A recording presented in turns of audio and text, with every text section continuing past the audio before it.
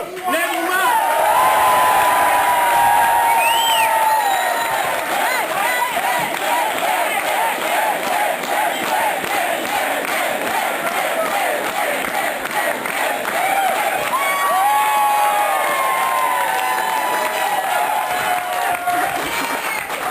Hey, I kind of missed this, you know. I was doing this 6 times a day, and now I give an occasional monologue in the shower. So, and the other thing, I just really wanted to say thank you. I mean, I haven't done a lot in politics, and you know, somewhere about a year ago, a few of us just really thought this country was going in the wrong direction. Joe Lieberman was right there every step of the way, and you guys came forward. You didn't know me from Adam, and all of a sudden, the train started leaving the station. You get on the train, and more people came on board. And we were going 75 miles an hour, going flat out. We did everything we could. We got so close. And then in politics, the train stops, and everybody gets off. And I just wanted to make sure I got to see you all again.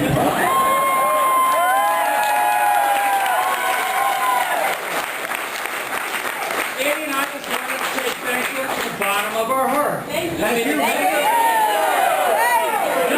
just came forward on a wing and a prayer. We worked our heart out, and I got to tell you, November 7th, I was feeling pretty good because win or lose, I thought we had made a big difference.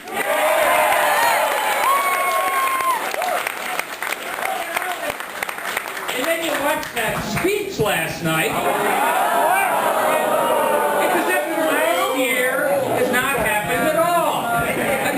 On November 7th, we sent a message loud and clear that the war, the war in Iraq, there's going to be a change, and there's no military solution. You know, in fact, at the end, I was running against 2 guys, like George said, one of whom wanted to get the troops out by the end of '06, the other of whom promised to get the troops out by the end of '07. Little did I know they meant 3,007. I just have a feeling that George Bush would not have mentioned me last night in his speech.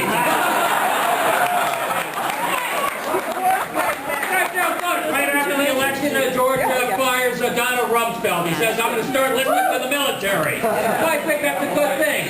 It was Casey and Abizaid who said, those are our ground commanders in Iraq. You know what they said? They say, don't send more troops to Iraq. They're making the situation worse. And what does George Bush do? He redeploys Abizaid. He redeploys Casey. He redeploys the generals that disagree with him, and he sends more troops to Iraq. It's just incredible to me. Another warfare. It's just extraordinary. Think about this. The generals in Afghanistan are saying, we need more troops. We can make a difference. We're not sending anybody there because we don't have anybody to do it. We're sending it to Iraq where the generals are saying, please don't send the troops here. It's just extraordinary what's going on. You know, and... What was that? You know who else doesn't want the troops there? Maliki doesn't want the troops. He said, I don't want any more American soldiers over here. In fact, I think it's time to start taking the American troops out of Baghdad. You know, instead we're going to be sending our troops, they're going to be standing on street corners, they're going to be separating Sunnis, they're going to be separating Shias, and the Sunnis and the Shias, they agree on one thing and one thing only, that it's okay to kill Americans. What are we doing over there? And then Bush and Lieberman, they say, well, I want a bipartisan response to the war. We're going to reach across the aisle. You know, we have a bipartisan response. It was called Baker Hamilton. They came forward, 10 Republicans and Democrats together, former Secretaries of State Defense. You know what they agreed upon unanimously? They agreed that there was no military solution to what's going on in Iraq. Read the report. It's extraordinary. They said we want to have our troops, our combat troops out of there by the end of '07 or early '08 at the earliest. My God, it was as clear as day. The recommendation 20, read the report, Baker Hamilton. It says, we'll stand down when the Iraqis stand up. Recommendation 21, you know what it says? We're going to stand down even if the Iraqis don't stand up. We're making the situation worse. Well, I think it's time for the American people to stand up, and that's what we tried to do here in Connecticut for the last year. We did! And, we did!